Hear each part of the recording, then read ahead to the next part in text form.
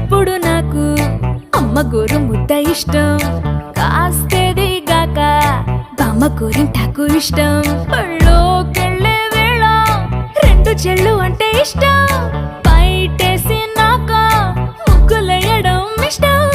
కొత్త ఆవకాయ ముక్కంటే ఇష్టం, పక్క ఇంటి పూల మొక్కంటే ఇష్టం, అంతకంటే నేను అంటే నాకు ఇష్టం. కానీ ఇప్పుడు నాకు ఒకటే ఇష్టం, అది నా కోసం నువ్వు పడే కష్టం.